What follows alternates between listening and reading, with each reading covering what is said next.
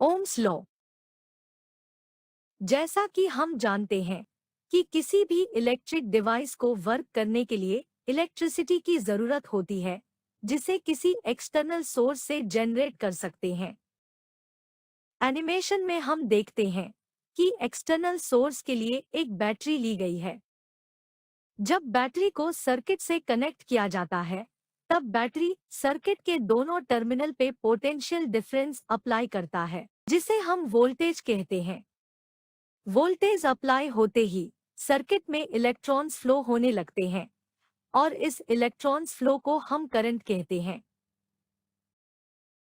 Circuit में current और voltage को मेजर करने के लिए एमीटर और वोल्टमीटर लगाया गया है। एग्जाम्पल के लिए मान लेते हैं कि वोल्टेज की वैल्यू 5 वोल्ट है और सर्किट में 0.5 एम्पियर करंट फ्लो कर रहा है। अगर हम इस सर्किट में वोल्टेज को कम या ज्यादा करना चाहें, तो हम इसके लिए एक वोल्टेज रेगुलेटर का यूज कर सकते हैं। एनिमेशन में हम देखते हैं कि जब वोल्टेज को कम करते हैं, तो करंट की वैल्यू भी कम होती है और वोल्टेज को बढ़ाएं तो करंट भी बढ़ने लगता है।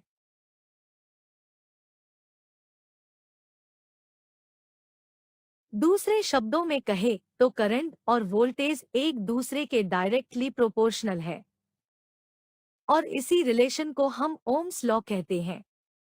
साथ ही ओम्स लॉ ये भी कहता है कि वोल्टेज और करंट एक दूसरे के डायरेक्टली प्रोपोर्शनल होंगे जब टेम्परेचर कांस्टेंट होगा। इस इक्वेशन को सिंप्लीफाई करने पर हमें प्रोपोर्शनैलिटी कांस्टेंट मिलता है, जिसे रेजिस्टेंस कहते हैं और इसकी यूनिट ओम होती है। ओम्स लॉ को हम कुछ इस तरह डिफाइन कर सकते हैं।